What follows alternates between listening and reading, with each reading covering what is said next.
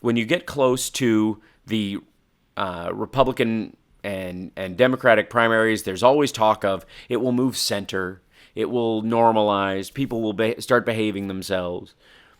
This, I think, is an attribute that was overlaid onto the parties when the news cycle was every night at 6, maybe news at 11, and the rest of the day you went on with your life. Now with 24-hour news and the cable news cycle and the desire for constant ratings, the issue becomes the language of the fight that is the primary has to extend equally passionately and of bated breath into the general election. And therefore, this idea that somehow there will be a normalization of behavior when you're appealing to the national press versus the localized press is sort of silly, since YouTube is available to us to anyone who wants to get into the minutia of a candidate's language on the trail, or if in any way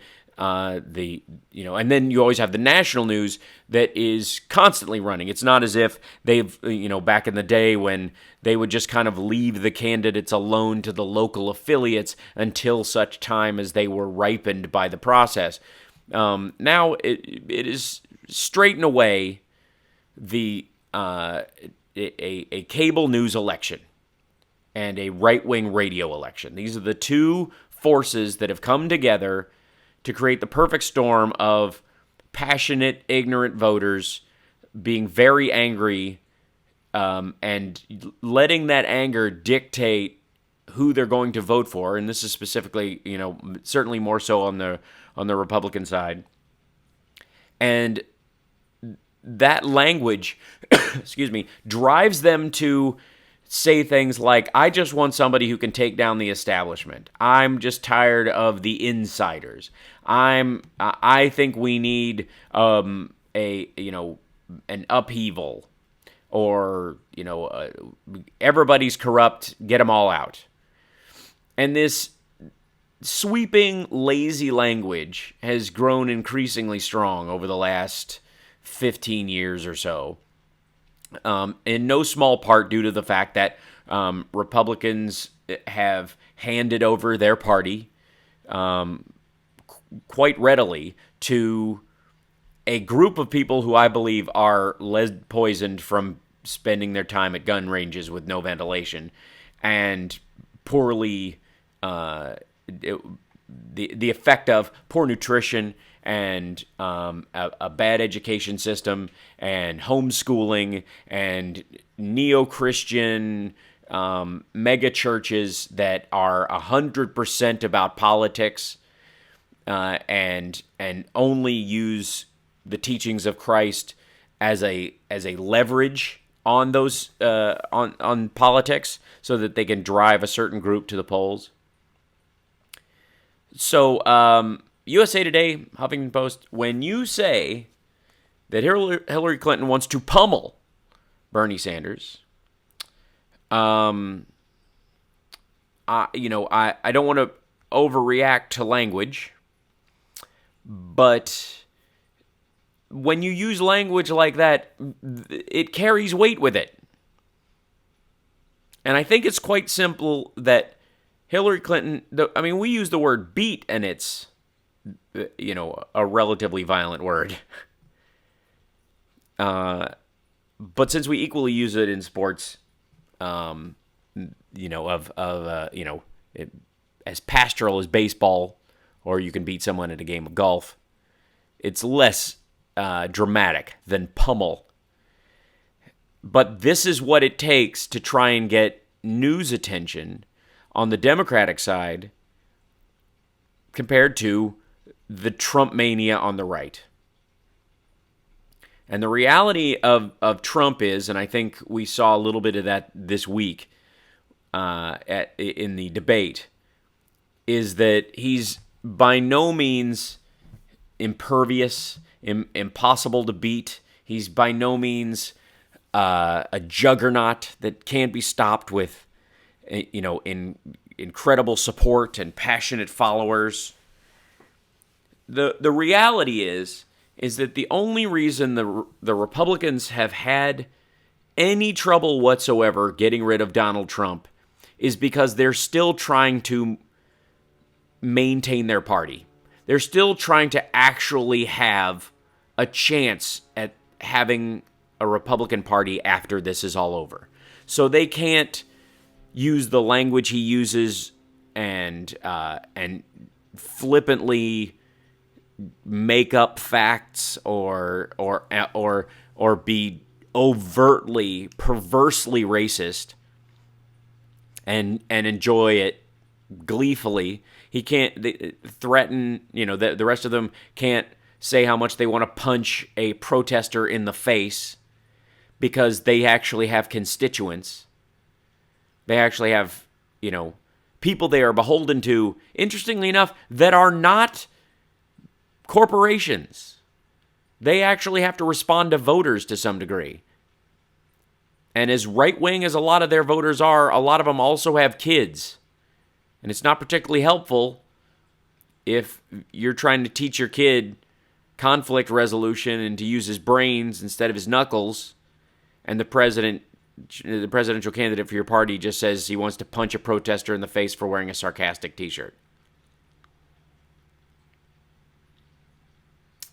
There is a real problem on the Republican side, and it isn't Donald Trump. The problem is comedy, and I don't mean comedy, I mean comity, and for lack of a better phrase, gentlemanly politics, and the Trump way. And the Republican Party, thanks to right-wing radio, has nothing left of its electorate, but the followers of Rush Limbaugh and Alex Jones, and some people who are still holding on dearly to the idea that their party still exists. And over there, what's happening is fairly brutal.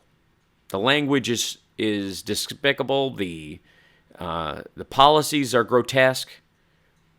I could not disagree more with the modern Republican Party. But when we come back, I want some of your calls, 773-763-9278. Is the both sides do it argument dead forever? I tweeted yesterday about this, but I've never been a fan. I've always felt that this is how you control people and keep them from the polls, is by just demoralizing them. Make them think there's no difference between the parties, so what's the point? But with a Supreme Court vacancy, and we're going to talk about a little bit of Scalia's, some discoveries about him that have been made I would say post-mortem, but they're not actually related to his physical death. This is just related to his politics. This is a fascinating time for voters, because there's no pretending that there's any correlation between the modern parties. We'll be back. It's the House Parks Radio program, Mega Worldwide. This is a fascinating time for voters, because there's no pretending that there's any correlation between the modern parties. We'll be back. It's the House Parks Radio program, Mega Worldwide.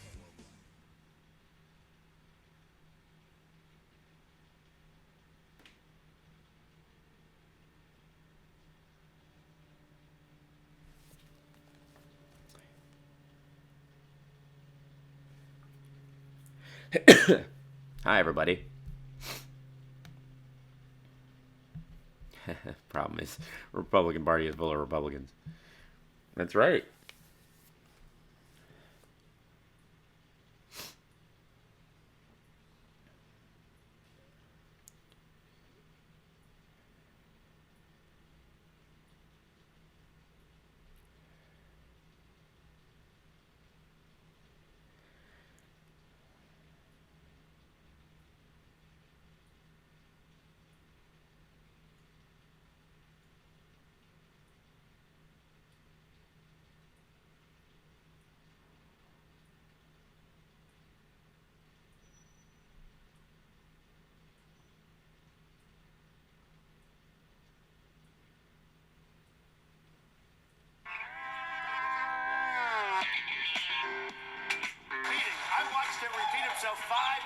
4 weeks ago. And I saw you repeat yourself 5 times 5 seconds ago.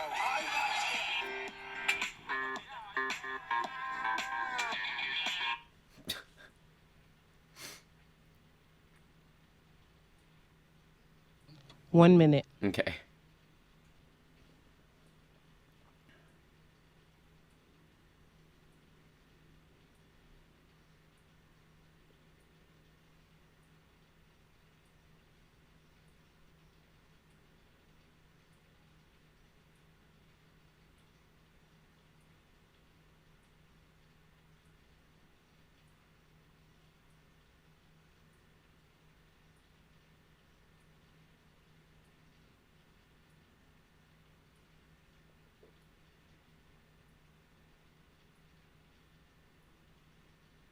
Speaking of the debate that Scalia from Donald Trump, who was fresh on the minds of the real fight started. Jeb is so wrong. Jeb is absolutely.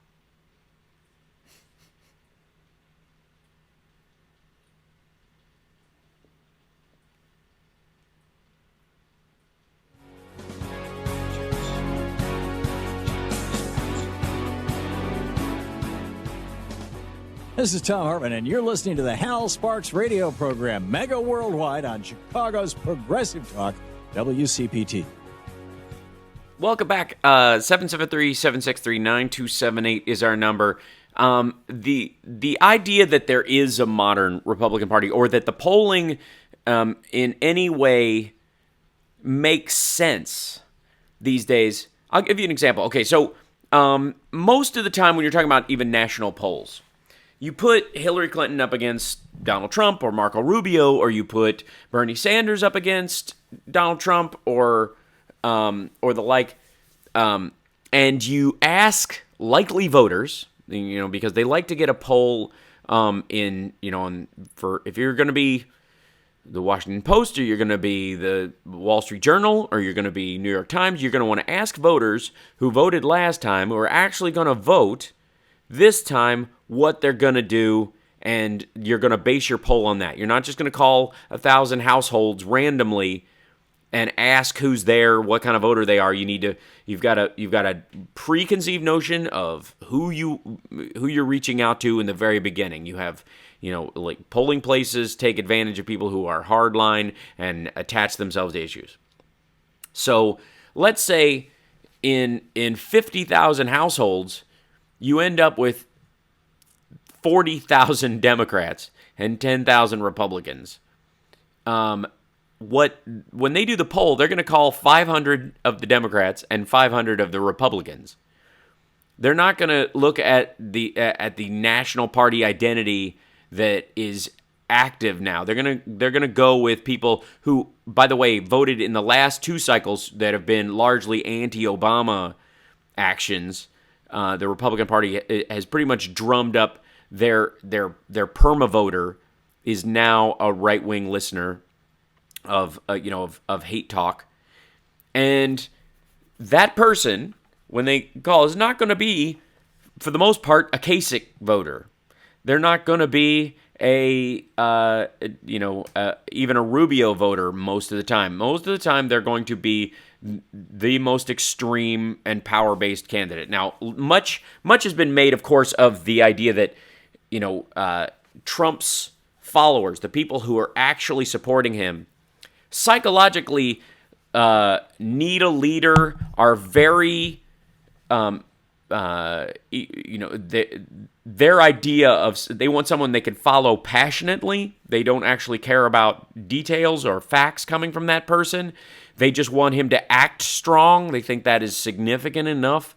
They they couldn't be behind his policies because he hasn't any. What they really are behind is they want someone bold, preferably white, brash, because they assume that means strength. And this is the best they're going to get. And so when you ask them who they're going to vote for, they're going to vote for that person, whether that person is qualified or not, especially after their PTSD of having run, to some degree, Mitt Romney in the last round. And in a lot of ways, a candidate that was attached to a woman the first time they ran against Obama. That part of the burn on the Republican side is that what took McCain down possibly was the fact that he had a woman in the sidecar, and that's part of the feminization of the American populace that the right wing is constantly warning about. Mitt Romney and his sort of soft-spoken Reagan-esque nature was, insufficiently manly for this crowd. And so now they just want a schoolyard bully. And that played itself out not just in Trump's behavior, but in how the other candidates had to make points in the last debate. So the question becomes, if you're looking for an even poll and you're reaching out to people who will vote Republican and people who will vote Democrat, and you've got the same number, and you go, okay, if Hillary is your candidate, or if Bernie's your candidate, or at one point Martin O'Malley was your candidate, how would they, would you vote for them versus Donald Trump or Marco Rubio or Ted Cruz, what have you? And there's a lot of sort of balance in that polling. Unfortunately, the reality is you're looking at households where they're calling people who, on the one hand, the households that they're calling are kind of average, middle-class houses favoring Democrats these days, and a good portion of people who wish they could have been at the Mueller Wildlife Refuge with the Bundys, if they could, on the Republican side. The increased number of sort of radicalized right that's going on makes it really difficult to tell where the American electorate is, and paints an exaggerated picture of what would be the kind of standard deviance of the American public. And Lady B, I don't know if we have any calls, but 773-763-9278 is our number.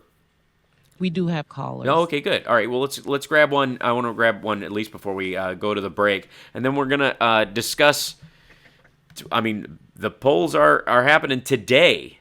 And there's also, there's been two days of a California Democratic convention here in Los Angeles. There's a lot going on politically today, but let's take some calls. Who do we have? We have Mark Excellent. from McHenry. Cool. Okay. Hey, Hi, Mark. Mark. Welcome. Hi, Hal. How you doing? I'm good.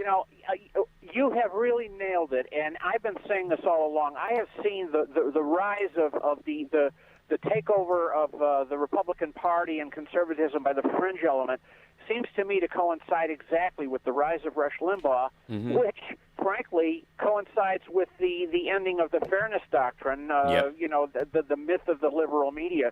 I really think, in a sort of a counterintuitive way, that the dilemma that the Republican Party finds itself in today is because of Ronald Reagan. Government is the problem, not the solution, and let's get rid of the fairness doctrine, which gave rise to an entire Yahoo class of broadcasters who, a lot of them, I wonder sometimes, Hal, if a lot of them even believe what they say. But I don't think so. I totally agree. I mean, if you want to use the two big extreme versions, Rush Limbaugh, Rush had Elton John perform at his wedding. Okay, so if you are on the side of this anti-gay,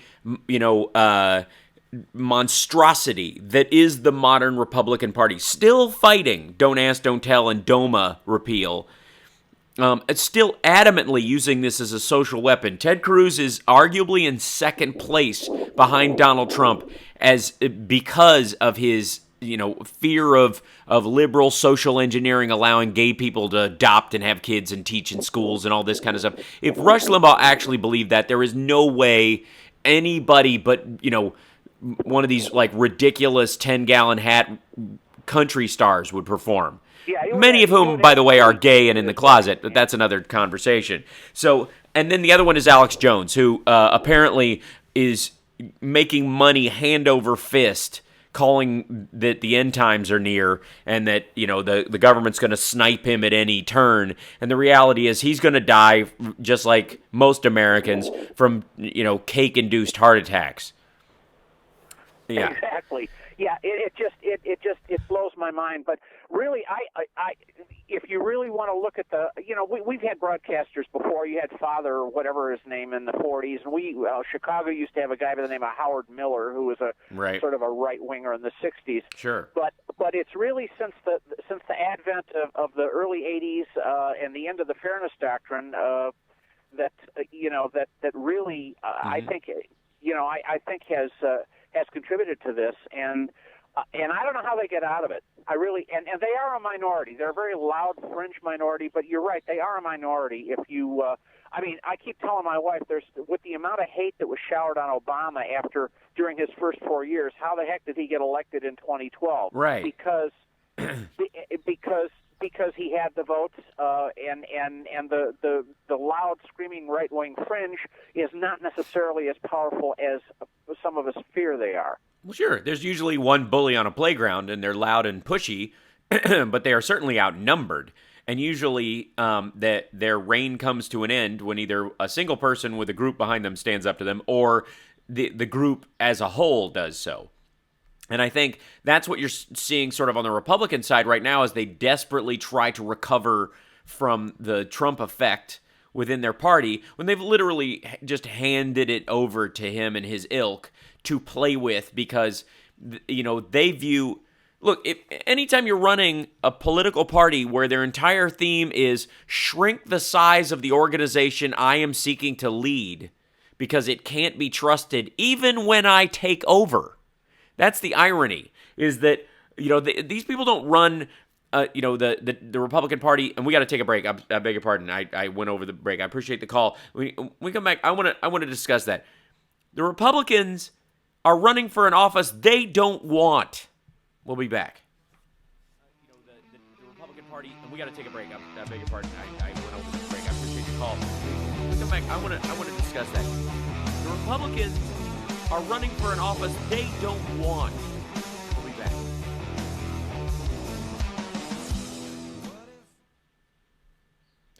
I double heard my voice on that one. Is that how long the delay is? Yeah.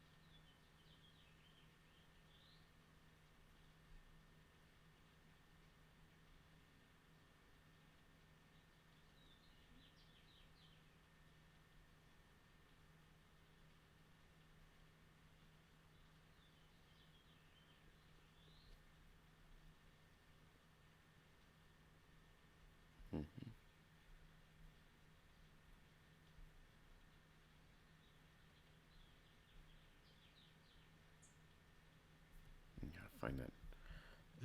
1 minute. Thank you. Sorry I rode the break on that one. I was totally caught up. I'm sorry, I didn't pay attention either. I'm sorry. That's all right. Just give me, whenever we're on the hard break side of it, you can start feeding me music about 30 seconds before we need to roll into that, and that'll give me a window. If you want. Okay. Yeah. That'd be awesome.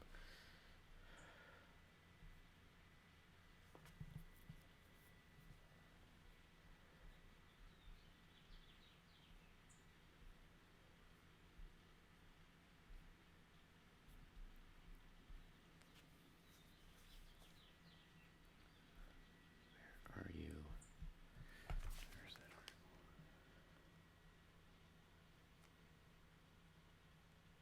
One of these days, I'm getting a producer for in studio here.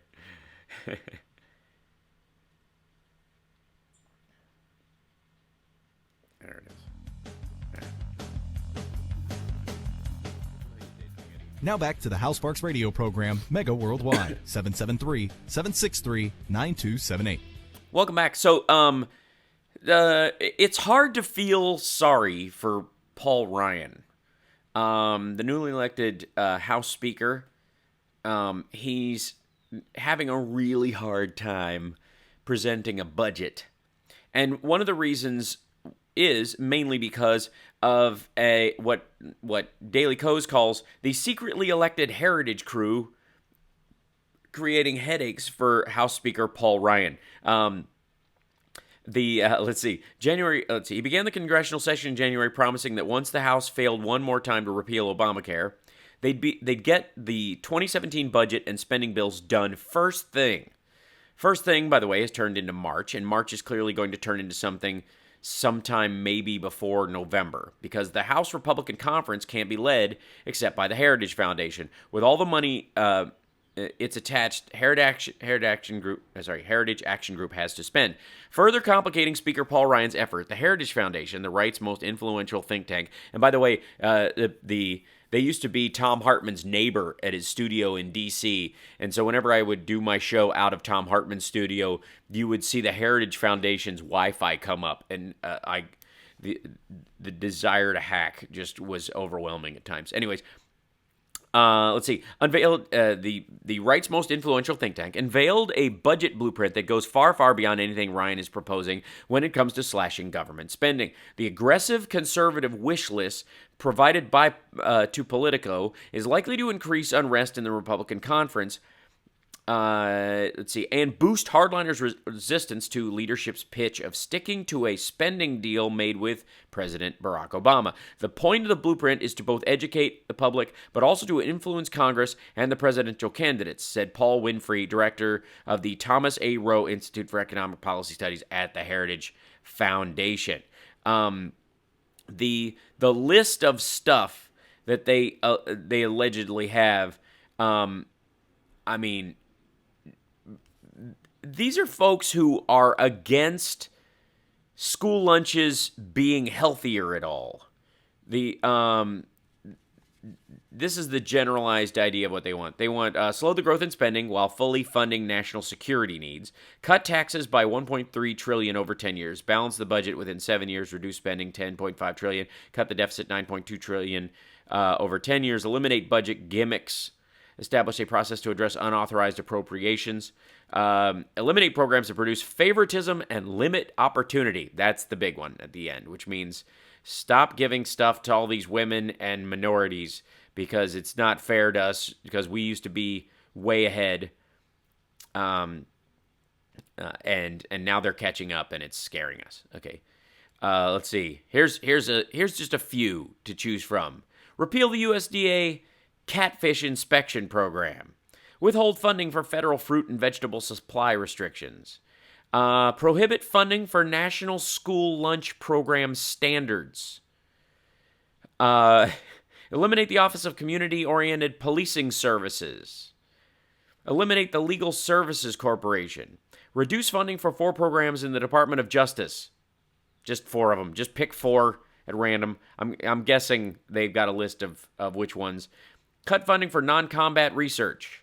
In defense, this is what they cut commissary subsidies. Close domestic dependent elementary and secondary schools. Reform military health care. Place a high priority on missile defense. and end renewable energy mandates in the Department of the Defense. This is how they're going to save money.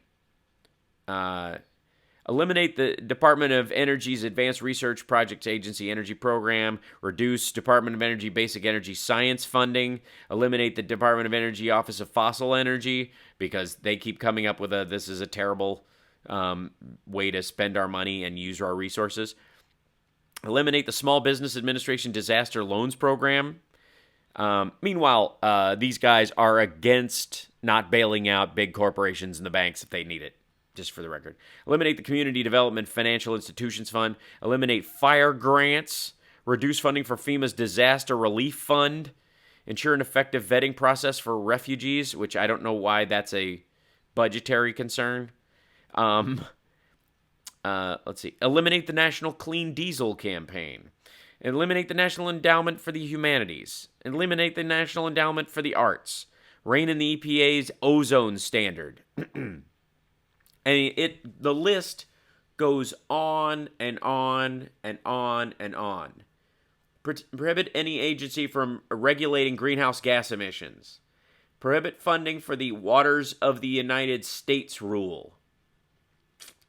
I am not sure what the heck these guys have against clean air and water. How they don't think that's a good way to spend your money.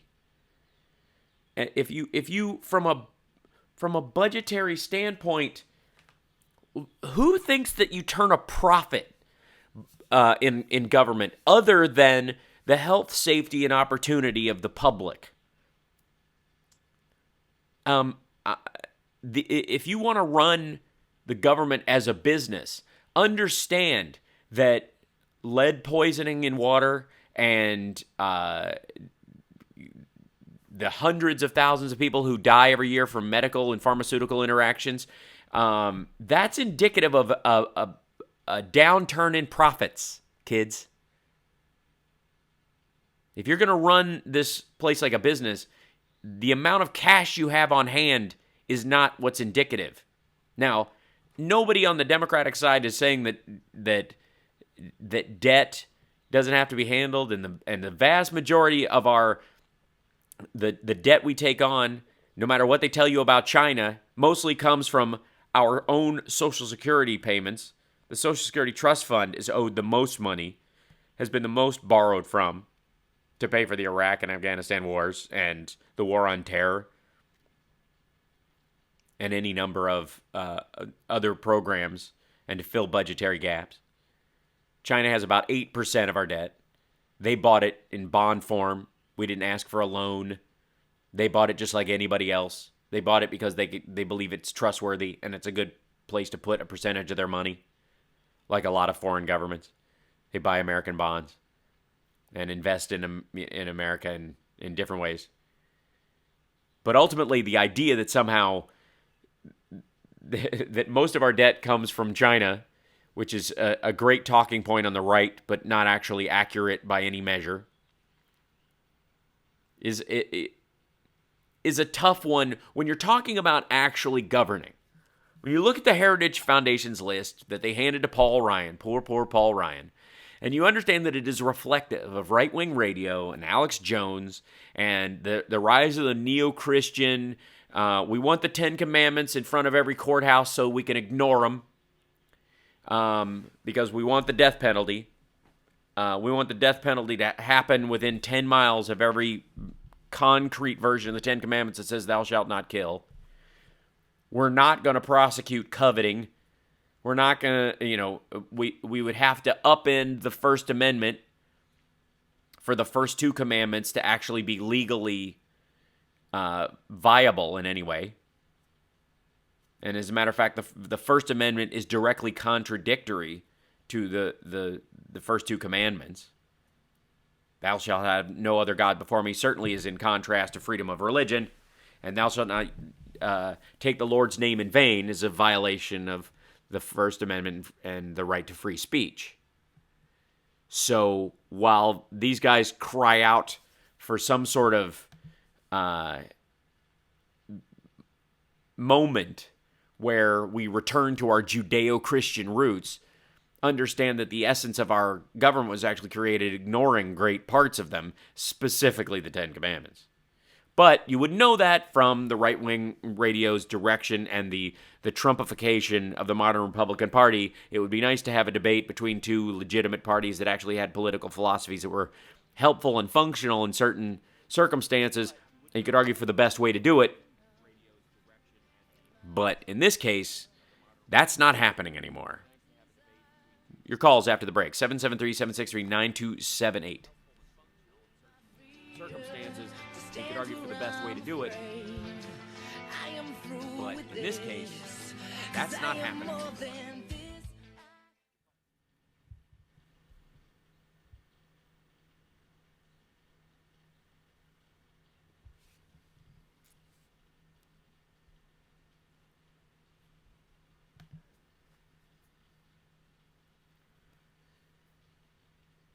Yeah, Bionic Man in there, I think, I don't think he cares about building the wall. He's actually said that he really just does that largely to, excite everybody that's watching. At his rallies, he'll go, when things start to get a little boring, he'll just bring up the wall and everybody goes nuts. And I don't know that he's that concerned with killing ISIS per se. I think he's saying it because people like to hear it. He likes Putin. There's a lot of crisscross in those rebel groups between ISIS and the kind of generic rebel group that's fighting Assad or trying to establish strength in the region. A lot of guys in these groups don't mind rubbing elbows a little bit until they settle in and start taking over specific land.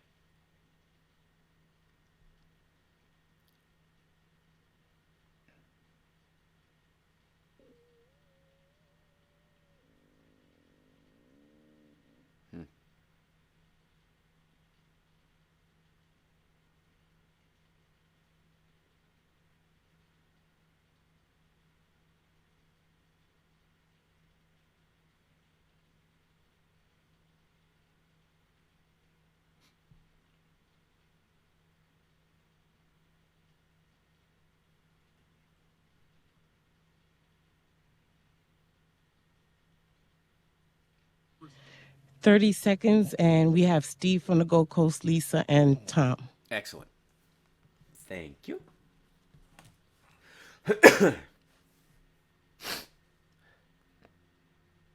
Thanks, Bionic Man. Bless you.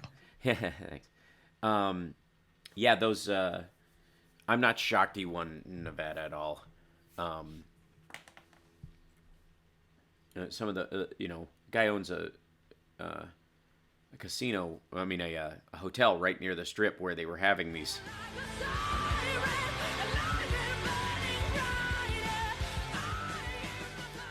Now back to the Hal Sparks radio program, Mega Worldwide, 773-763-9278. Welcome back. We got some calls. Let's go with Steve in the Gold Coast first, and then keep it high and tight, Steve, so we can get the other two callers in before the end of the hour.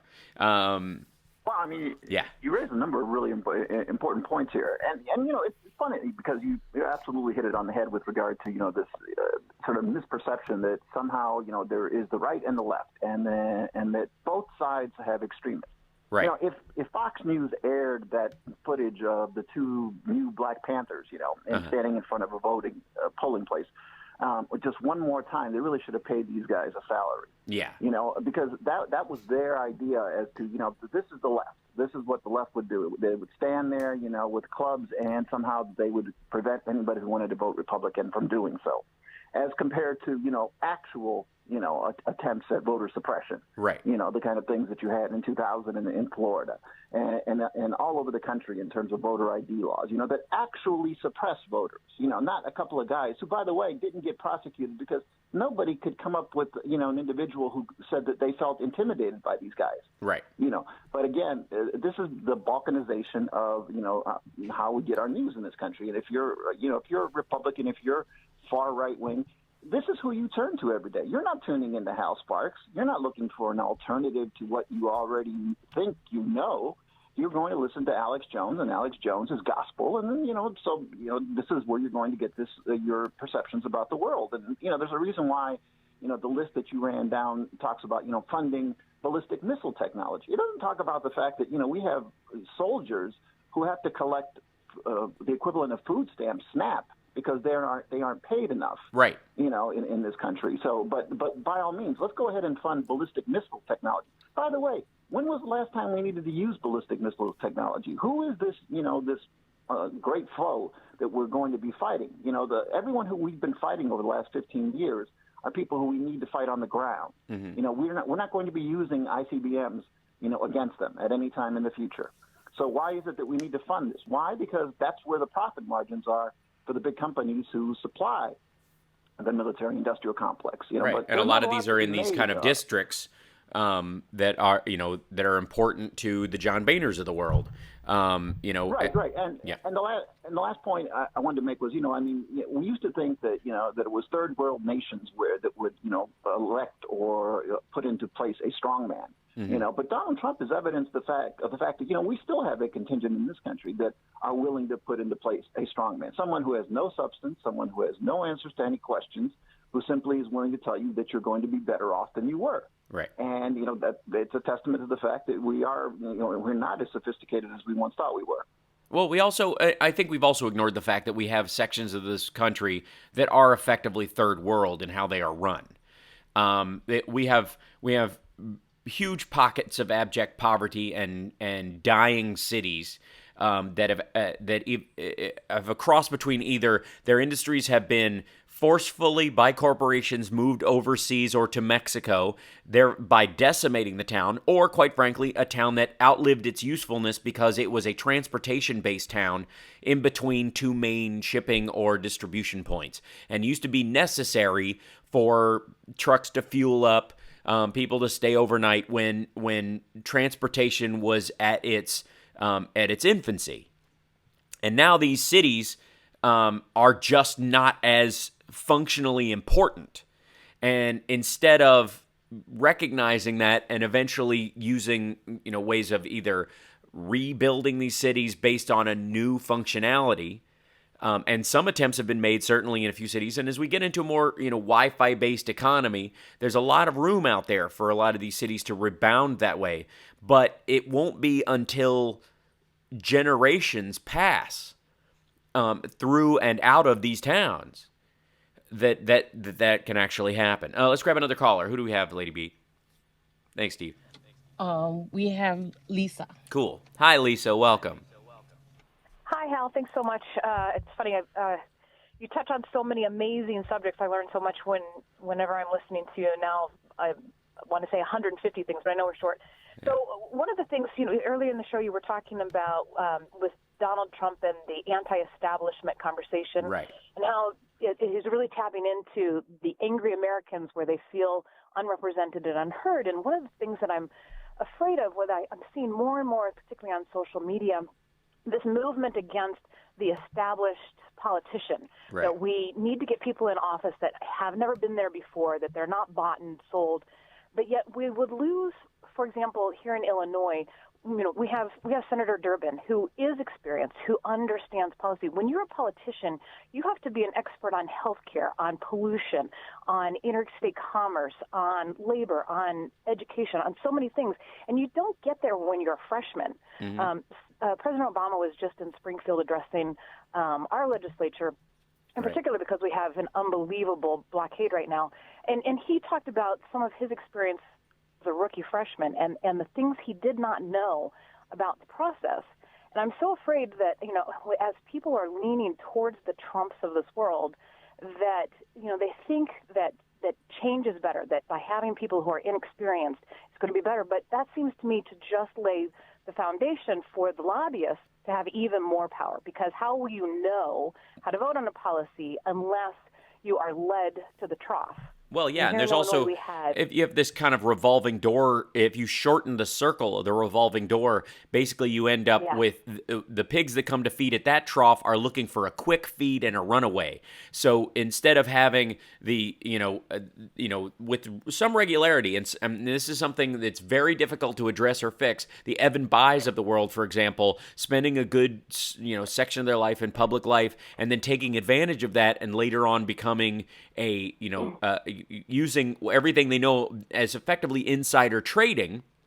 You have people like Donald Trump who is effectively running for the security briefings. Because once he becomes the nominee, he gets so much more information in effect, because we prep our two-party system when you're running for office, and this is one of the reasons why Perot had nothing to lose in running too, is that you get so much information on a national security and international level that you don't get as a private citizen, that if you are in that level of business, that's your next 20 years of investment. You're aware now. You know where you can spend your money and what side of the bread the butter is on. And that has an effect, because now you can just it becomes an investment to run for president. If you can just put enough money into it, Trump is going to go, okay, well, definitely hotels there. That'll be great. Not putting any hotels over here anytime soon because we're having problems and we're aware of, the rise of this particular group or what have you, or the United States is not going to continue subsidies or is going to continue sanctions in a certain area.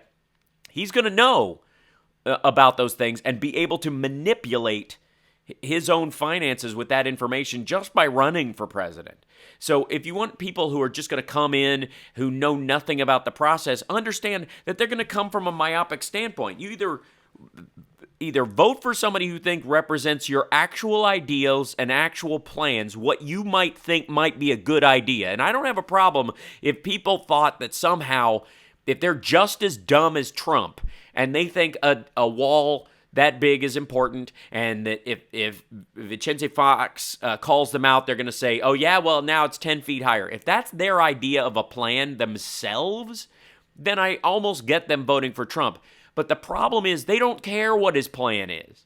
They don't care what any of these guys' plans are. As a matter of fact, all they want, the Republicans have nursed an entire crowd of people who want the decimation of the U.S. government. Nobody wants the destruction of and I mean nobody, not North Korea, not China, not Russia, wants the shrinking and decimation of the American governmental system more so than the Republican Party. It's madness. If you think private industry is the answer and government always gets in the way, then by God, go out there and be a success and overwhelm it. And there are certainly in the Koch brothers, and I think Donald Trump is indicative, but if he's so successful, stay outside the realm of public discourse and affect change from the outside. If you think government's not the answer, then don't be part of that question. But the reality is that this is a lie. They're very aware of the power and importance of the U.S. government. They're also clamoring for that personal power themselves. That while they deride the power of the government and they think it's too much and they think the government has too strong a hand to play and they talk about how much control it has over your life and how much they would change all that, the reality is Donald Trump is actually talking about changing the libel laws so you could sue the press for writing bad stories about you. He wants to implement kingship. And when we get back, we're going to talk about that. Because did we really, did the group that believes the South will rise again, have they permanently now become aligned with this idea of we need a modern monarchy? Is that what they're really voting for? I think so. I think the Republican Party, the modern Republican Party, is not shocked by words like oligarchy. They demand it. We'll be back. It's the House Sparks Radio program, Mega Worldwide. Is that what they're really voting for? I think so. I think the Republican Party, the modern Republican Party, is not shocked by words like oligarchy. They demand it. We'll be back. It's the House Sparks Radio program.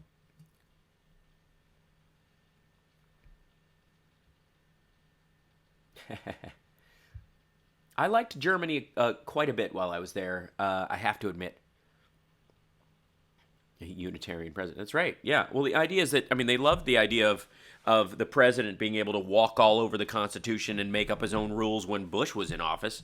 The minute Obama comes in and just says, well, until we figure out something else, we're going to have to continue with things the way they are. Whoa, what's up, King Obama? Right. It's absurd.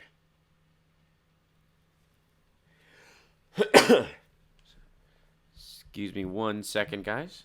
Run a quick errand here. Check on my boy.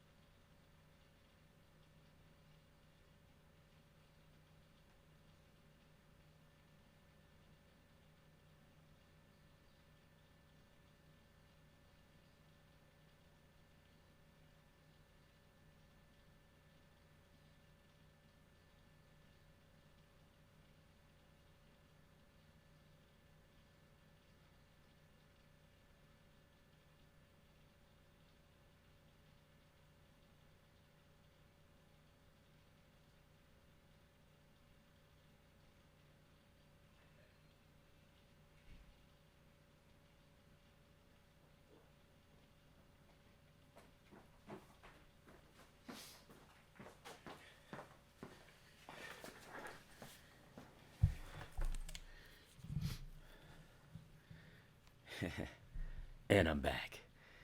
Yeah, he is. It is true. Camden is officially the cutest kid on the whole planet.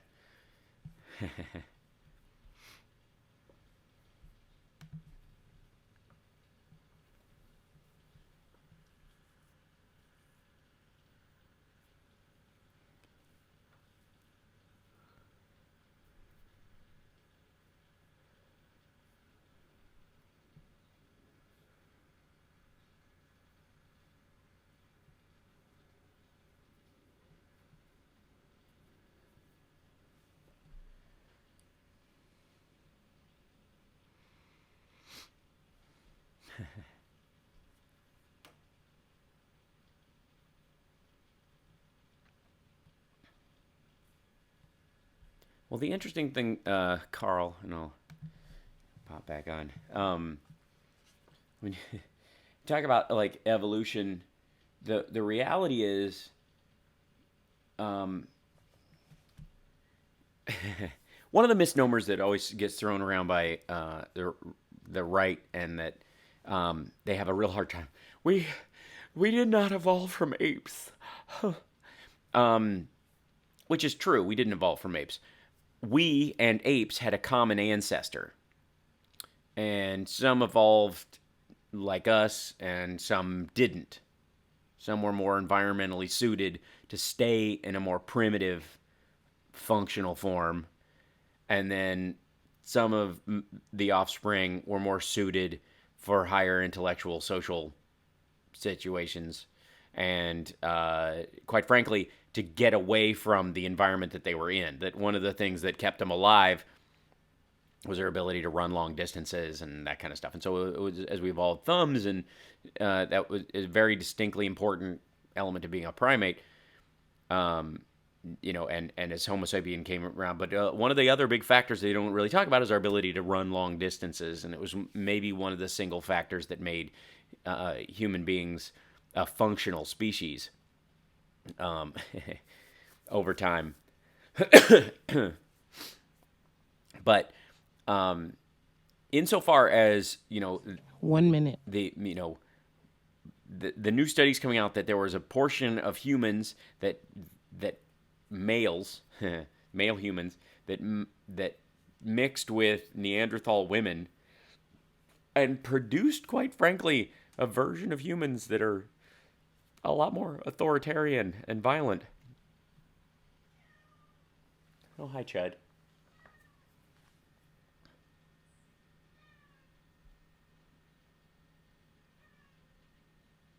Yeah, oppositional toes would be awesome. By the way, Carl, are you in relation to the band Alessi that had the song in the Ghostbusters soundtrack? Because I know those guys are twin brothers named Alessi. Hi.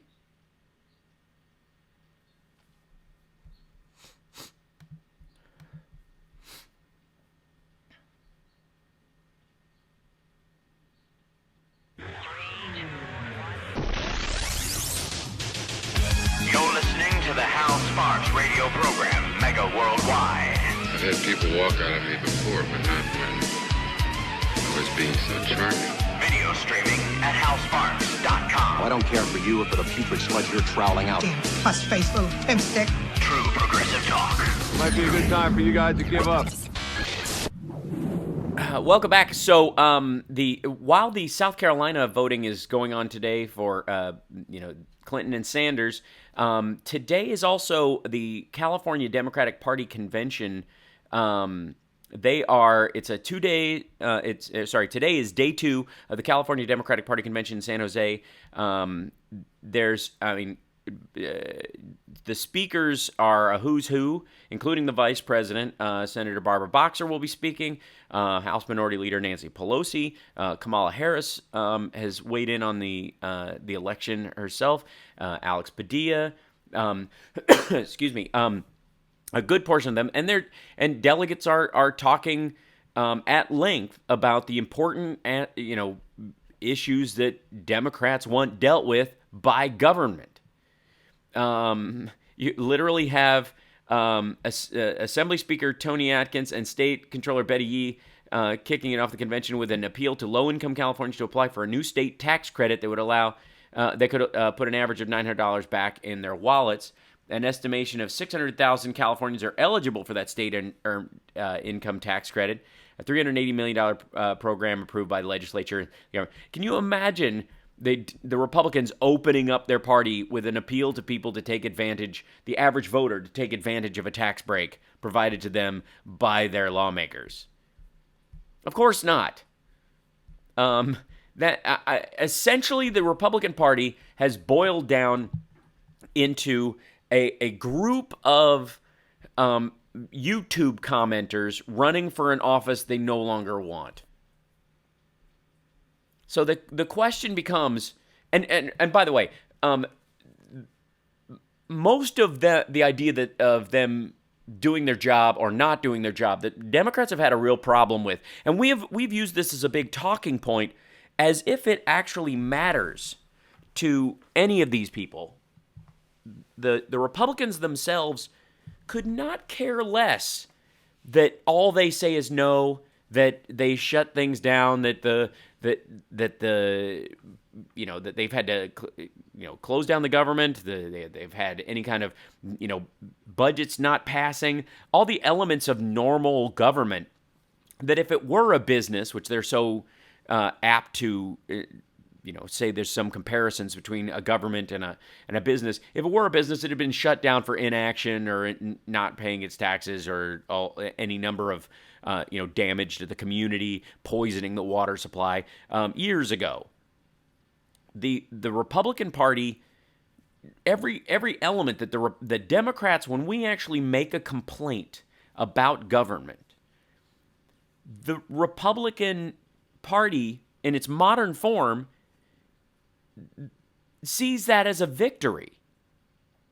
You have to understand that when we say that they're the party of no, or that they don't have any policies, or all they do is try to enact kind of social architecture bills, and keep gay people from getting married, or make sure that women only makes 70 cents on the dollar as a man, or refuse to work on an equal pay bill or something.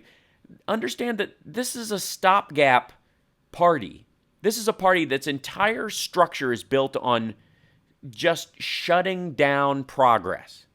So every time we think, well, they don't do anything, it's all inaction, or they never create anything, they just want to tear stuff down. Exactly. That is the modern Republican Party's platform. The systematic destruction of the American government, of democracy as it stands. And so the question becomes, the more Donald Trump and, quite frankly, Ted Cruz make assurances to the public about what kind of leader they would be, the kind of extrajudicial stances they would take, that they would override the Supreme Court, that they would, unsign signing statements and shut down bills and all the like. When they bring that up, what they're talking about is an imperial presidency. That democracy had its shot. That the American people cannot be trusted with their own country and pocketbook. And therefore, it is now time for the Republicans to roll in and effectively Michigan the United States. Put executives, unelected executives in front of townships, in charge of townships, and squeeze them until they die, until those cities are running on bare bones. And if people can't bootstrap their way up, and China can kick your butt by providing slave labor effectively, then that's where the factory in your town deserves to go. If you're not willing to work for nothing to compete with a third world country, then you are by no means an important American city.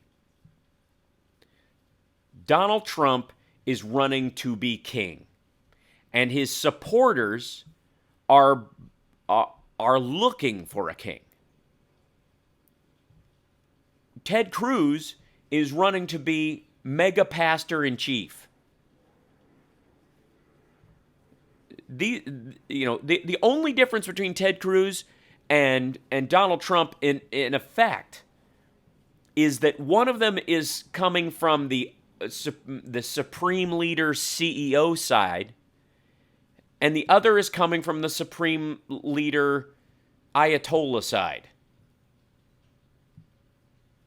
These two guys are all of the support they are garnering is from human beings who are exhausted by voting, exhausted by policy, overwhelmed by the complication of actually governing and living inside a democracy. That respect for their fellow American and the individuality of other Americans, which is what makes this place special in the first place, is too exhausting. You know what? Throw the bums out. Let's just bring in people who've never been in there before. I don't understand what's going on. The bills are too long. We can't have a health care bill or an appropriations bill that's 3,000 pages. 3,000 pages? How can anybody read 3,000 pages? Well, we have committees that break them up into measurable chunks, and each one determines, through committee hearings, they have people draft them up, and then, through the minutes, they break down each segment, and each segment is held up to a legal standard, and therefore has been, 2 pages. Every bill should just be on a postcard. If it's stupid, we don't do it. And if it's good, it stays. Just write that on either side, and I'll just hold that up like a glitter glue sign at a Trump rally. I got news for you, folks. Government should be complicated. You are protecting the rights and supporting the growth and success of over 350 million people. All of them individuals. This is not a communist approach. When everybody's wearing the same suit and you're assigned your job by the government, you have an argument for hyper-simplified bills.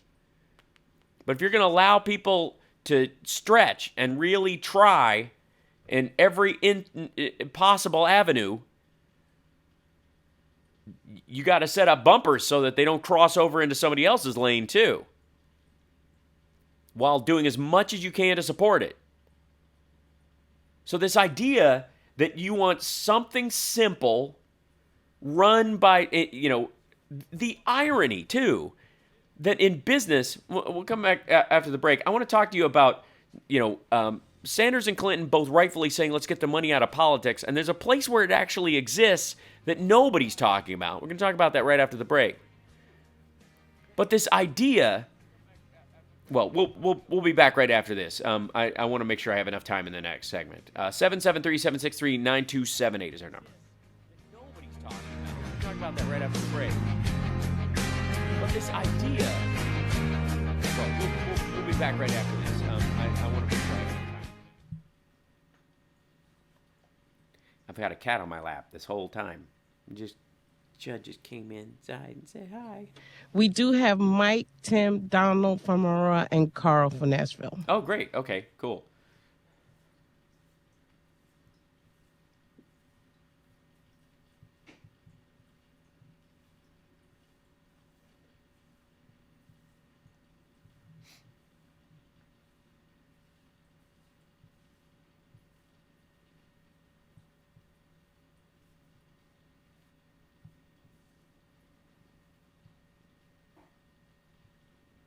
Yep, we still got Chud.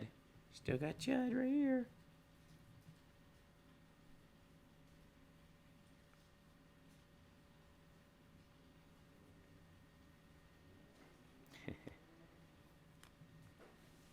Ooh. Here you go. Oh, let go. Oh. Did you see Summer outside, Chud? Is that what happened? Yep. Look who came inside of my lap.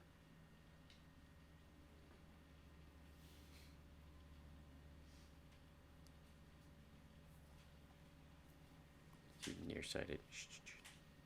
Calm down.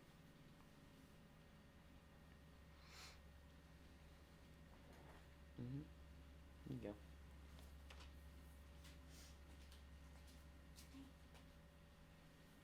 One minute.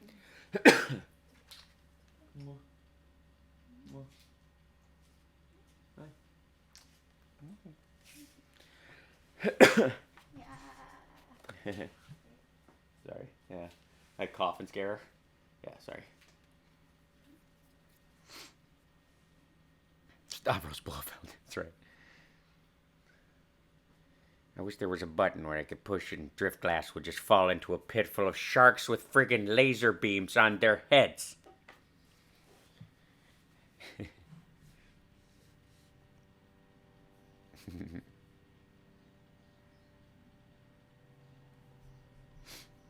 John, I completely agree.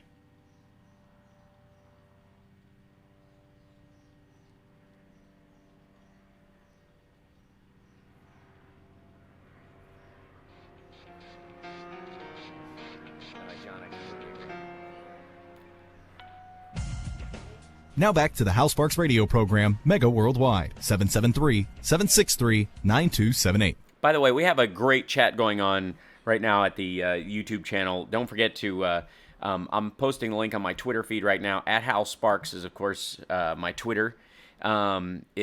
It's kind of amazing. And by the way, I hope everybody has a great Leap Day coming up.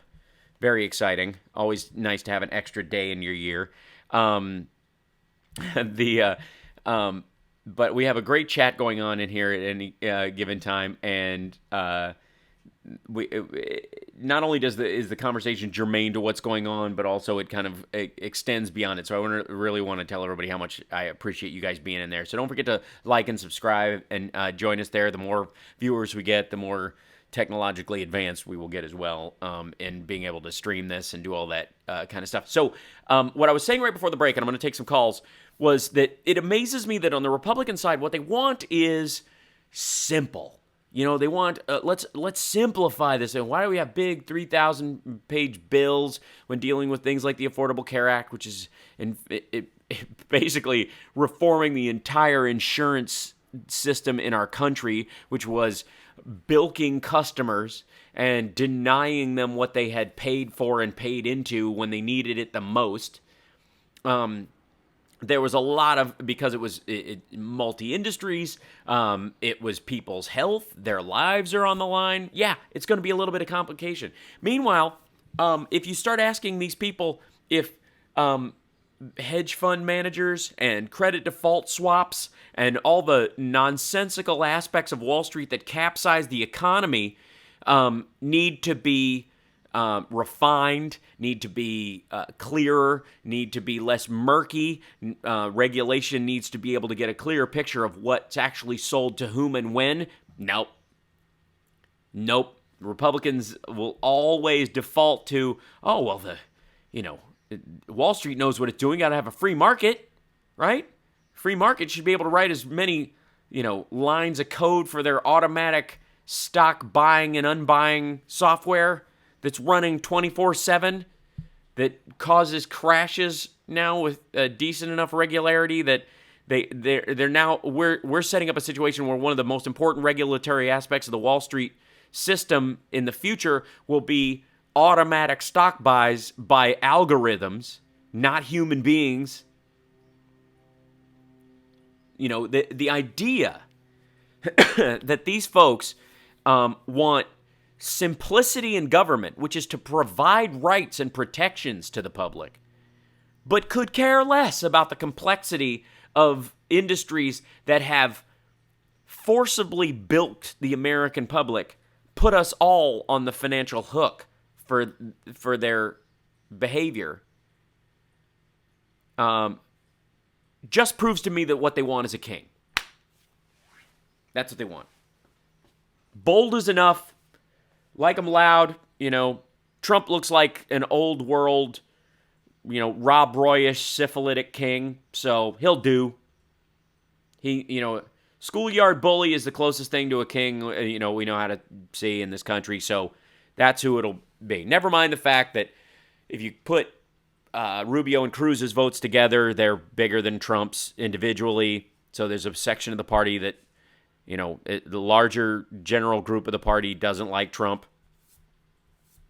But what difference does it make? He's the big loud one, and he won't do anything that was complicated. That's how we know it's simple. Just build a wall, that'll solve it. So let's take a call. Who do we have first? I want to go in the order they came in, if we could. We have Mike. Welcome, Mike. How you doing? I've been listening here for about a half hour here, but that lady that called a while ago talking about being concerned about having people come in who actually have experience and can make informed decisions on the issues of the day is critical. And I only bring up Ted Kennedy when the debate about the invasion of Iraq took place. And if anybody wants to really understand and get that perspective firsthand, you could go on to C-SPAN and look up Ted Kennedy's speech at Johns Hopkins University. It's one of the finest speeches I've ever heard. Mm-hmm. On another front, I used to work in D.C. and worked on the Hill.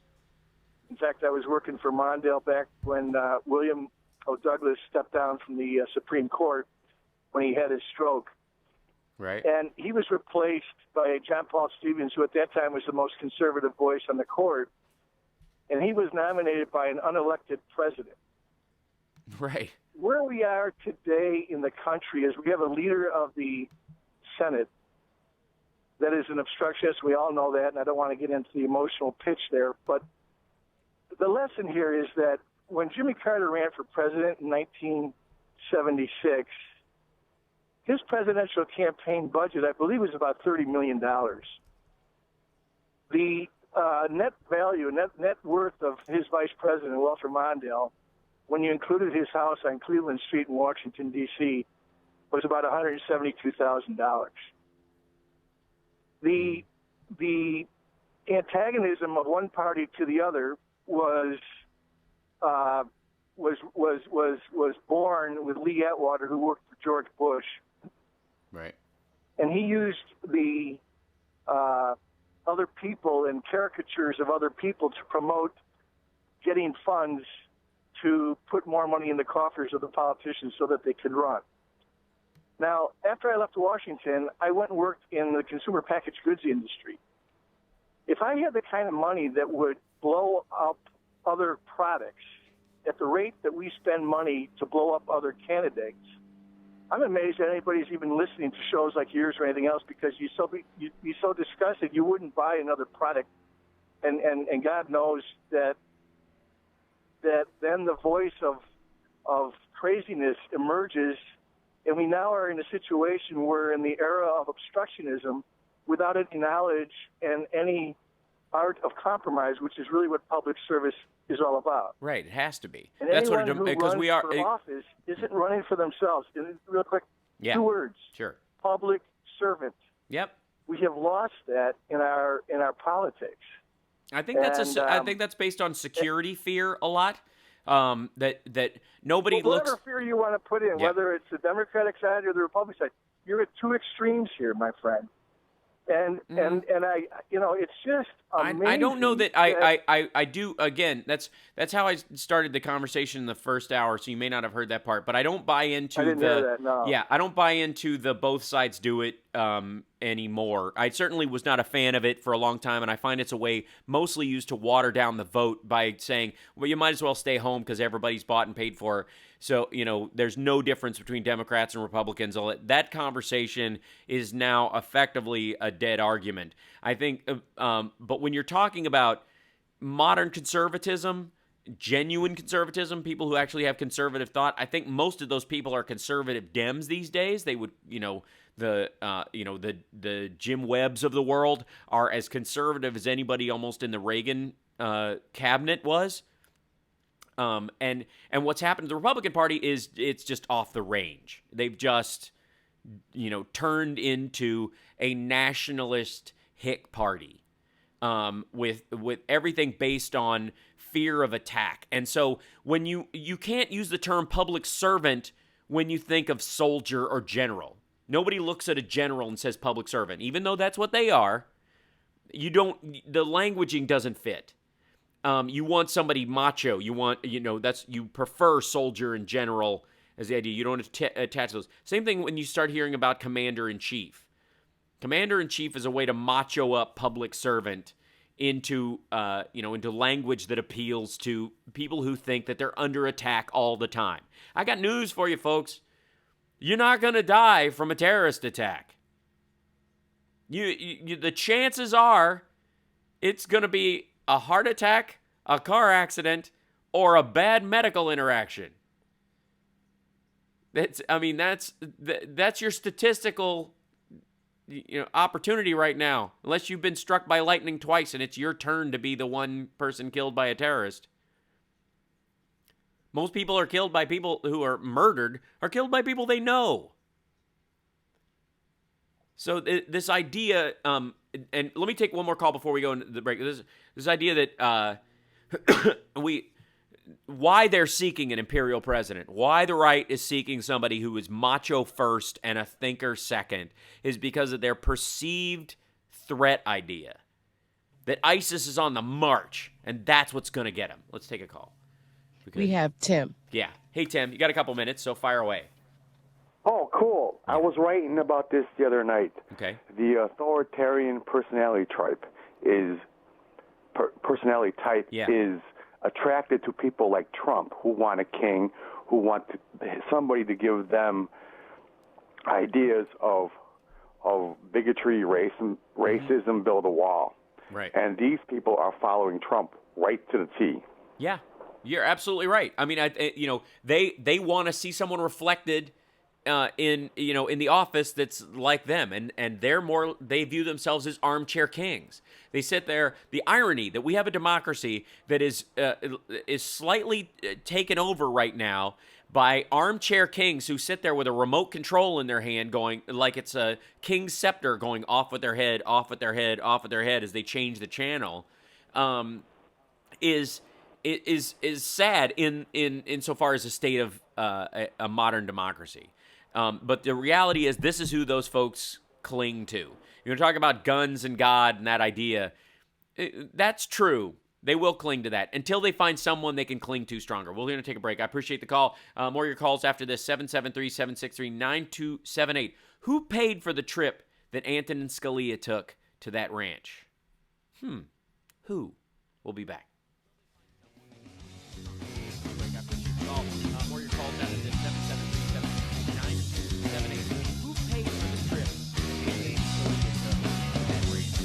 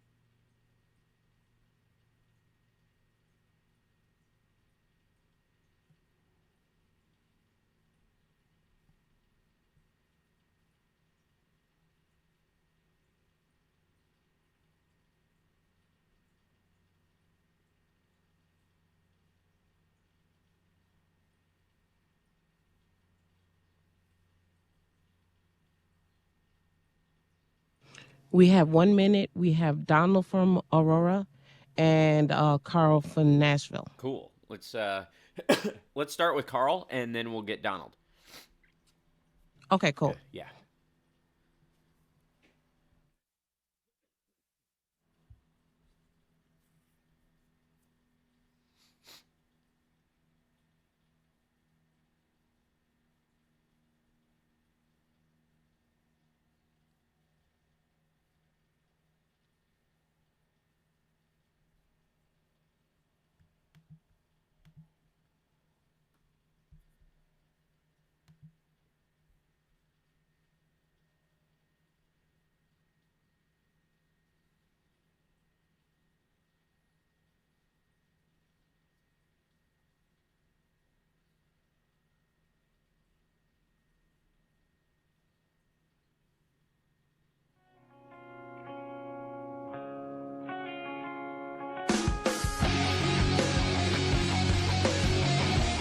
Now back to the Hal Sparks radio program, Mega Worldwide, 773-763-9278.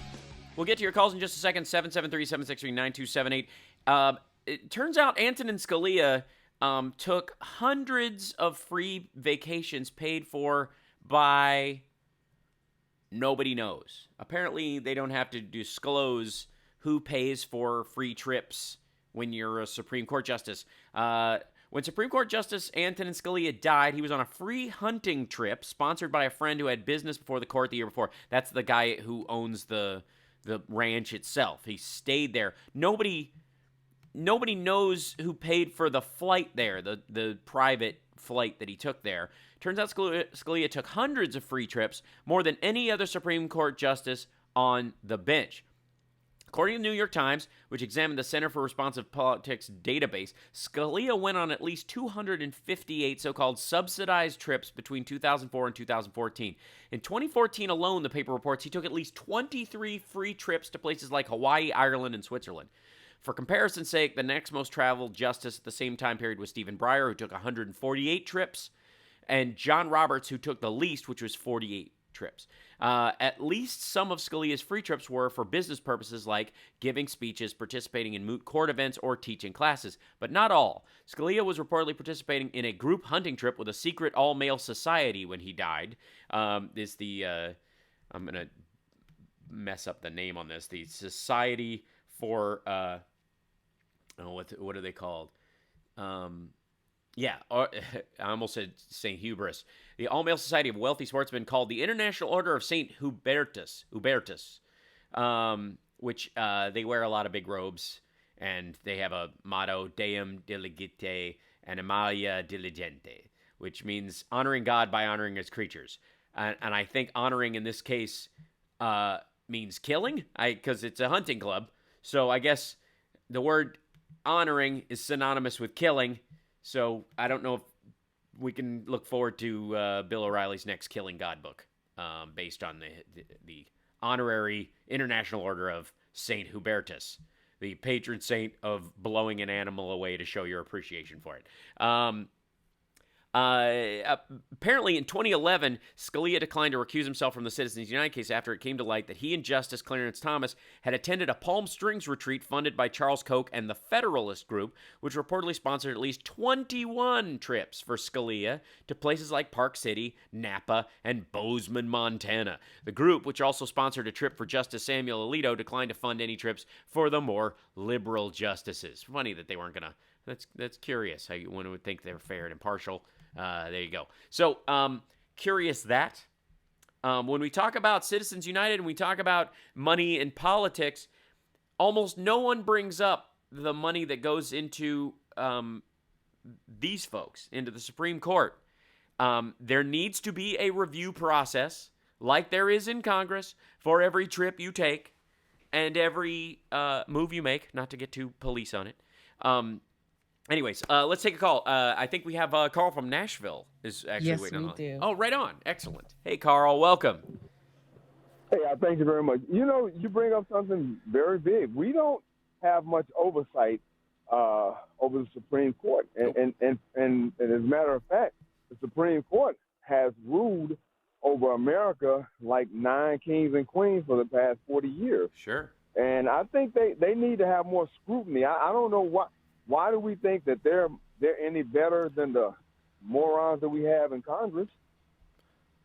I mean, the idea that they're somehow, as human beings, that they, are somehow magically not going to be, they're going to be more honorable automatically is absurd. Yeah.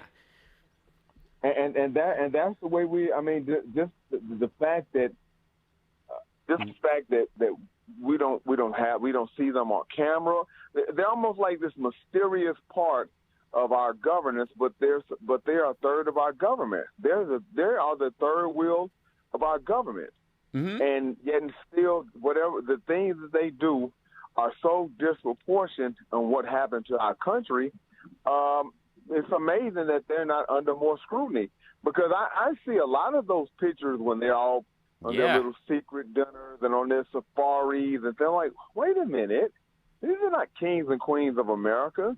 What the hell is going on here? Right. So I'm in total agreement with you. We need to have more oversight. And I always come back to you, and I would love to have to tell your listeners that you know what you're talking about when you're talking about the Republican Party, because I don't think you explain to the people that you're talking to that where I grew you're up in. from. Yeah, I grew up in Peeks Mill, Kentucky. One road, 46 Absolutely. people. Right outside the Capitol in Frankfurt. So what he's talking about is, you might as well just go ahead and say it, because there's no more dog whistles. No. White, poor voters, they vote against their own self-interest. And the irony is this. Mm-hmm. People that want power, like Mitch McConnell, who's been there forever and want to desperately cling on and hold on to power and stay in the government, are feeding to those people. Yeah. Government is bad. Right. Government is can't do anything right. So send me back to the government for another 6 years to prove it. And this is it is a totally ingenious and insidious what they've done to poor white people in this country, to get them to vote against their own self-interest. Right. And then when the system doesn't work for them, you're going to send back that same person. I mean, look at states like Mississippi, Alabama, Kentucky, Tennessee, all the Confederacy, Texas. They send back the same people that's making their lives miserable. I mean, there is nowhere in the world a state like South Carolina and Georgia should religiously vote Republican. Right. There is nowhere in the world those two states, a state like Texas, should religiously vote Republican. And I think though the tide is starting to change, they're going to start bleeding off states that you couldn't imagine. You're going to see. I agree. Texas, Georgia, South Carolina. The South is really in play with what's going on with the Republican Party right now. What they've done. Well, they've done to the people in the South is unimaginable. Right.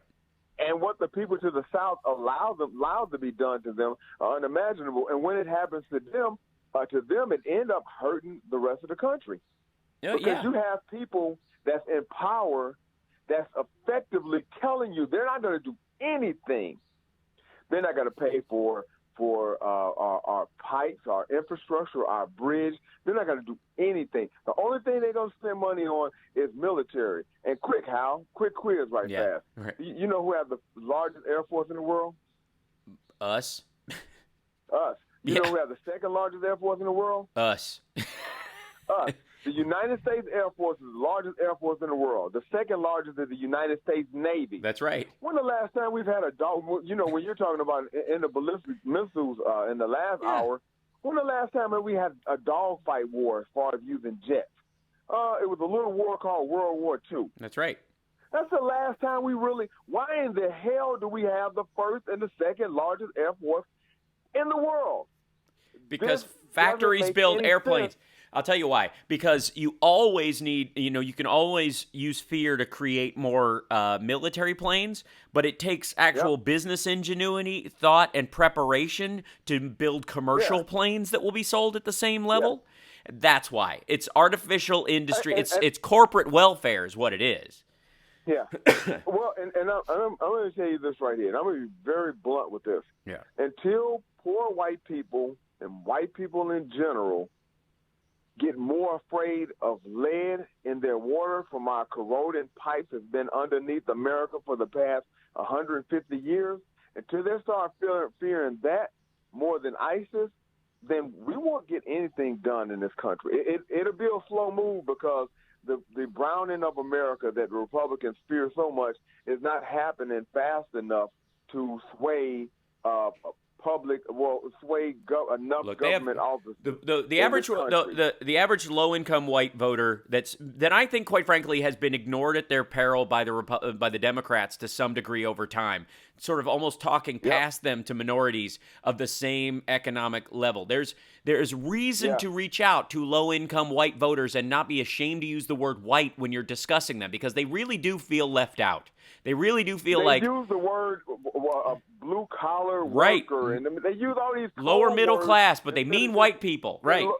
That's what they're talking about. When they're talking about the middle class, lower middle class, blue collar workers, and that's who they're talking about white people. And unfortunately, there was only one guy speaking to those people since Robert Kennedy died, and that was John Edwards, and we know what happened to him. Right. He was that guy. He was that guy that could have bridged that gap. When we ever get low-income white people to vote their own self-interest and stop voting hate, when they sit back and say, you know what, my kids having clean water is more than me being a part of the Klan and being against black people or brown people in this country. Until that day come about, we'll continue to have the same conversation. It won't be me, it won't be you, but it'll be somebody else saying, why the hell we can't get things done, like simple things like bridges fixed and our water I agree. not killing us. I think it's beautiful. Yep. Yeah, Carl, I can't tell you how much I appreciate you calling in and discussing this, because it's a great way to,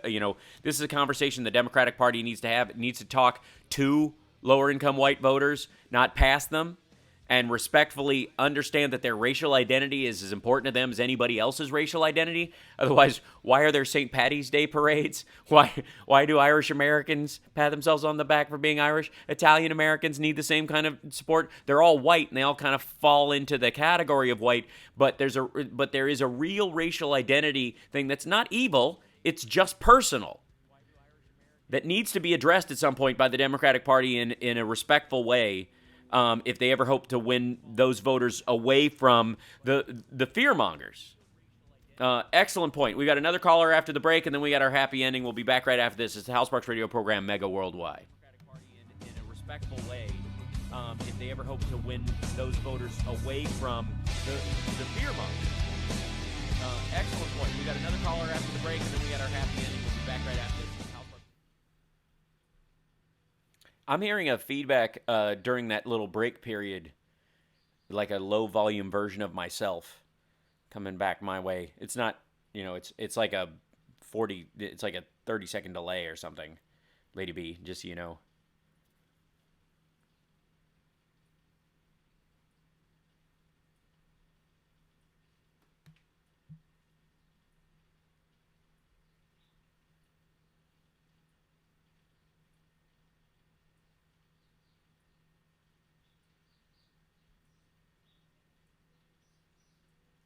Yeah, President, exactly. If you convince the lowest white man he's better than the best colored man, he won't notice you're picking his pocket.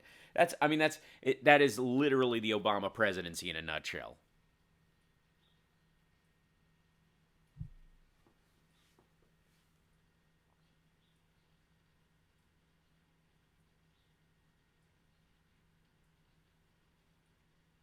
Oh, volume on YouTube is too low? Okay, I will try and make up for that.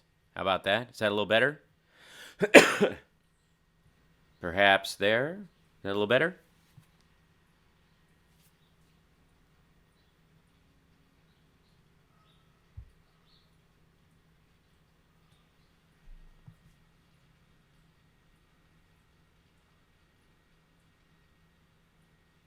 Yeah. 1 minute.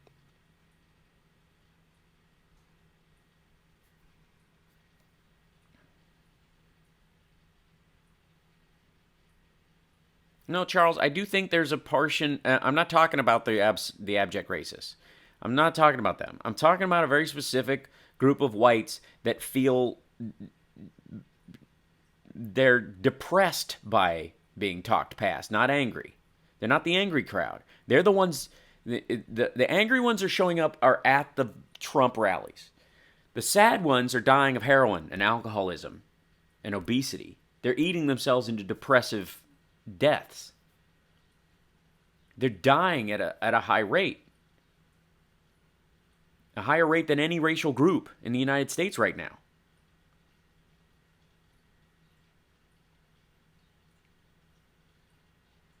And it's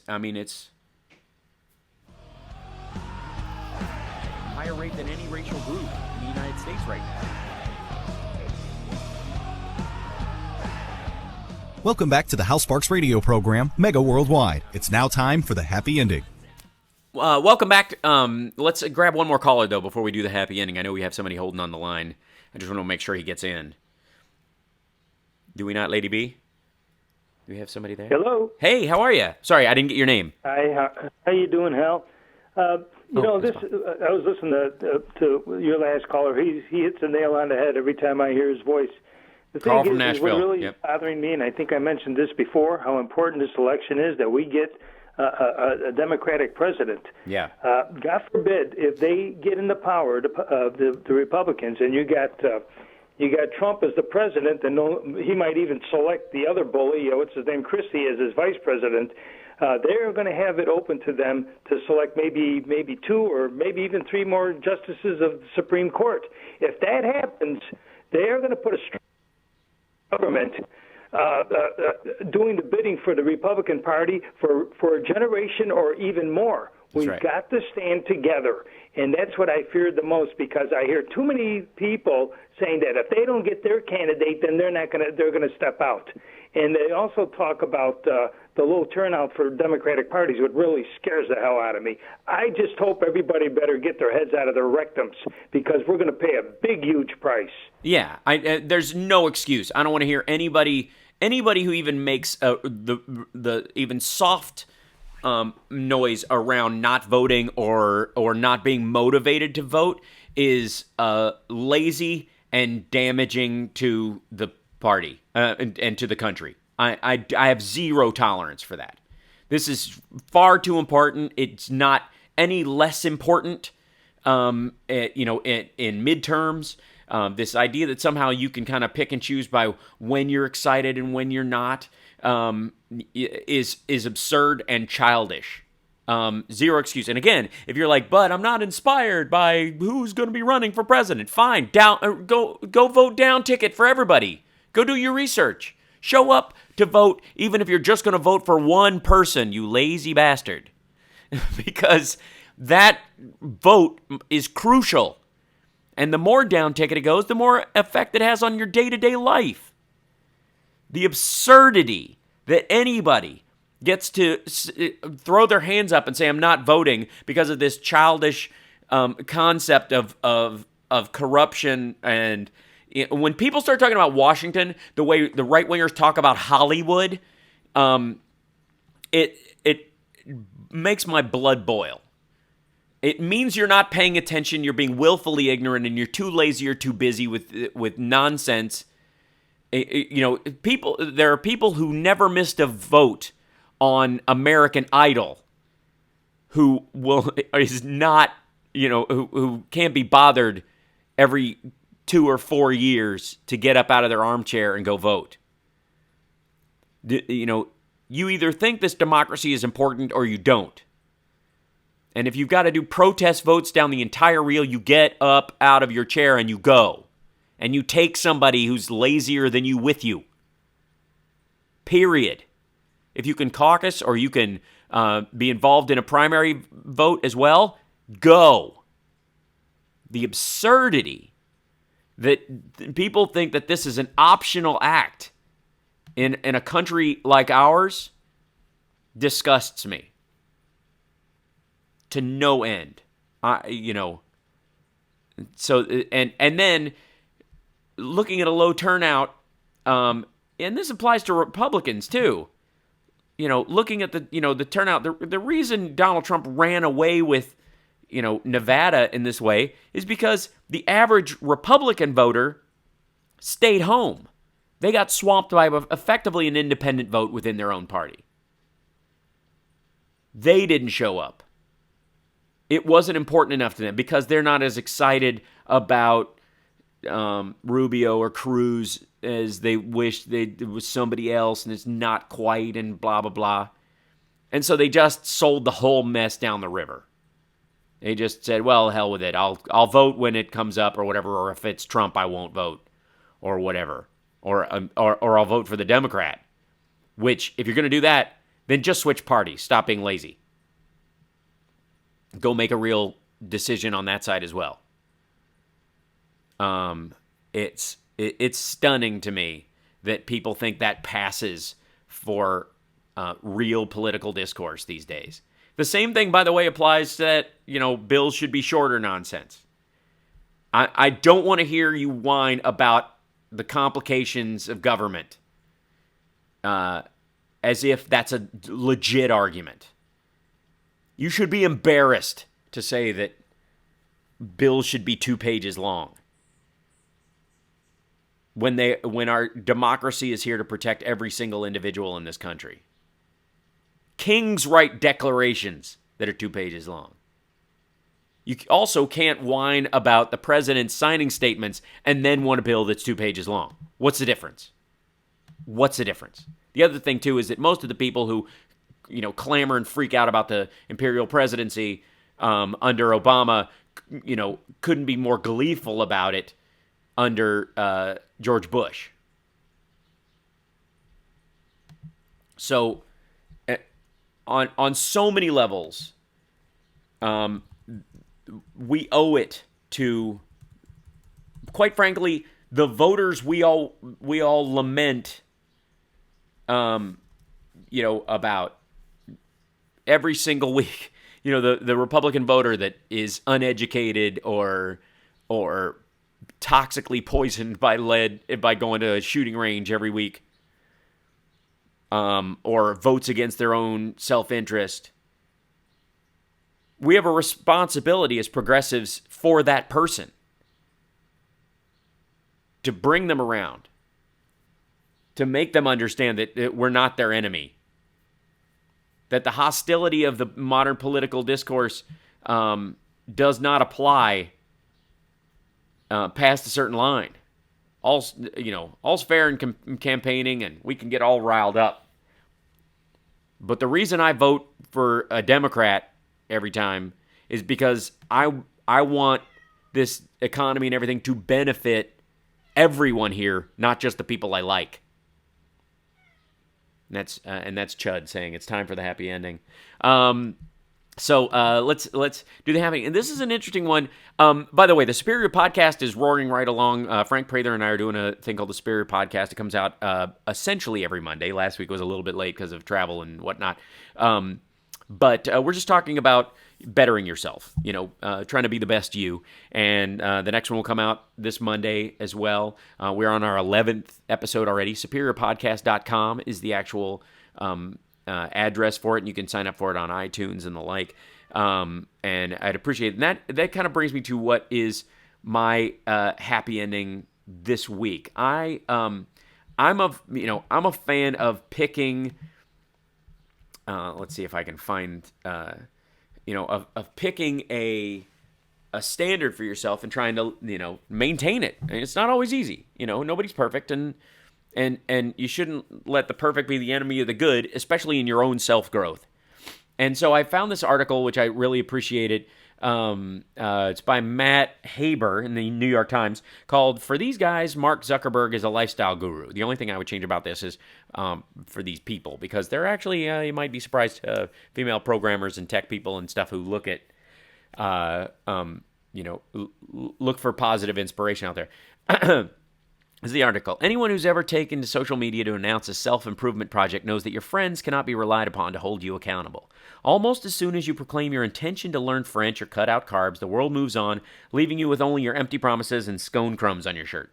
It's not so easy to slack if you're Mark Zuckerberg. Each year, Mr. Zuckerberg, the Facebook co-founder and CEO, who's now 31, has made public pledges to improve himself. His efforts have been closely tracked by the press and by users of his globe-spanning social network, who seem never to forget his promises despite the internet's ability to reset itself every morning in the manner of Groundhog Day. 2009, Mr. Zuckerberg decided to wear a tie every day. In 2010, he set himself the task of learning to speak Mandarin. Got him beat. In 2011, he vowed that when he ate meat, it would only be from animals he had slaughtered himself, a pledge seemingly confirmed by a leaked photo of him grinning while holding a chicken by its feet. In 2013, he aimed to meet someone new every day. In 2014, he promised to write a daily handwritten or emailed thank you note. Last year, he started his own book club, reading a new title every 2 weeks. This year is no different. Even though Mr. Zuckerberg probably has his hands full with his company and a new baby, he has said he will run 365 miles over the course of the year and build an artificial intelligence butler for his home. Mr. Zuckerberg's efforts have made him the object of fascination and emulation among a subset of millennials in and around the tech industry. More than seeing Mr. Zuckerberg as merely an avatar of tech success and unfathomable wealth, they consider him a role model. I run 3 experiments each year inspired by Zuckerberg, said Dave Fontenot. a San Francisco resident who used to be an agent for engineers, who said he is currently focusing on himself. This guy is setting a goal this year, 3 of them. One is to meditate more, go swimming, and then he's going to send these handwritten thank you notes. So I would say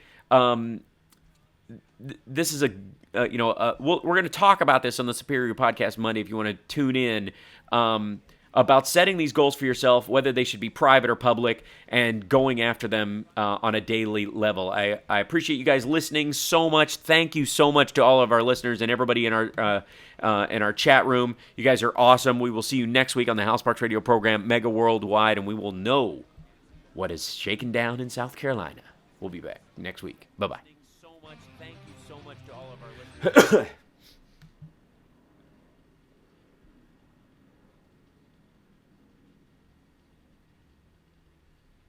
Cool. So, thanks so much, chat room.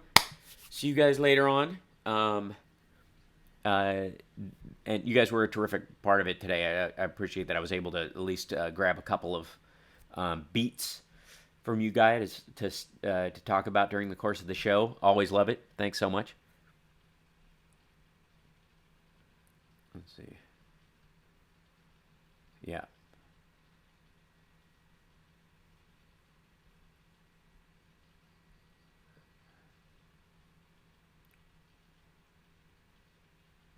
Mm-hmm. I know. Okay, I'm coming. All right, my cat's calling out for me. Anyways, you guys take care of yourselves. Take care of somebody else. We'll see you next week. I appreciate you guys so much being a part of this. And don't forget to use that hashtag on Twitter, Hsrpm, when you want to, put in a little storyline in that process. Always great and super helpful. Love you guys, and I'll see you next week. Okay, bye-bye. Cheers.